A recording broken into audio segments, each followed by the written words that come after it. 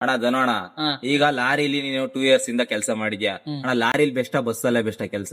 ಲಾರಿಯಲ್ಲಿ ಅಣ್ಣ ಯಾಕಣ್ಣ ಲಾರಿ? ಲಾರಿಯಲ್ಲಿ ಯಾಕೆ ಬೇಕು ಅಂತಂದ್ರೆ ಟೆನ್ಷನ್ ಇರಲ್ಲ, ಏನಿಲ್ಲ, ಆರಾಮಾಗಿ ಹೋಗ್ಬೋ ಆರಾಮಾಗಿ ಬರ್ಬೋದು, ಎಲ್ಲೂ ಹೊಡಿಯಂಗಿರಲ್ಲ ಬಡಿಯಂಗಿರಲ್ಲ, ಯಾವ್ದೇ ಟೈಮ್ ಹೋದ್ರು ಯಾರು ಹೇಳೋರಿಲ್ಲ ಕೇಳೋರಿಲ್ಲ, ಅದರಿಂದ ಲಾರಿನೇ ಬೆಸ್ಟ್. ಅಣ್ಣ ಪೇಮೆಂಟ್ ವಿಷಯದಲ್ಲಿ ಬಂದ್ರೆ ಲಾರಿನ ಬಸ್? ವಿಚಾರದಲ್ಲಿ ಬಂದ್ರೆ ಅದೆಲ್ಲ ಕಮಿಷನ್ ಲೆಕ್ಕ, 100%, 10% ಈ ತರ ಕಮಿಷನ್ ಲೆಕ್ಕ ಕೊಡ್ತಾರೆ ಅದ್ರಲ್ಲೆಲ್ಲ ಪೇಮೆಂಟ್. ಕಮಿಷನ್ ಲೆಕ್ಕ.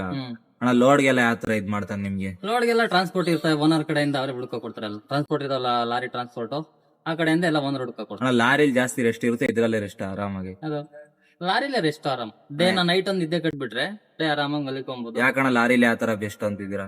ಬಿಸ್ಲಲ್ವ ಆಗ್ಲೋದ್ ಜಾಸ್ತಿ ಯಾರು ಓಡಿಸಲ್ಲ ಲೋಡ್ ಗಾಡಿಗಳು, ಬಿಸ್ಲು, ಟೈರ್ ಪ್ರಾಬ್ಲಮ್ ಆಗ್ತವೆ, ಟೈರ್ ಹೊಡೆದೋಗ್ತವೆ ಅಂತ ಜಾಸ್ತಿ ಡೇ ಯಾರು ಓಡಿಸಲ್ಲ. ಆಲ್ಮೋಸ್ಟ್ ಅಲ್ಲಿ ನೈಟೇ ಎಲ್ಲ ಲಾರಿನ. ಲಾರಿನೇ.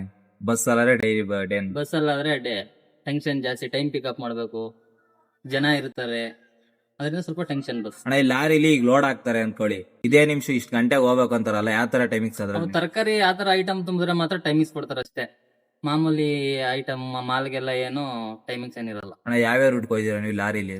ನಾನು ಫಸ್ಟ್ ಬಂದು ಮುಂಬೈ, ಬೆಂಗಳೂರು, ಆಮೇಲೆ ಸಿಂಧೂರು, ಬಳ್ಳಾರಿ, ಚಾನ್ಸ್ ಬಂದು ಮುಂಬೈ, ಬೆಂಗಳೂರು. ಓಕೆ ಅಣ್ಣ, ಥ್ಯಾಂಕ್ ಯು.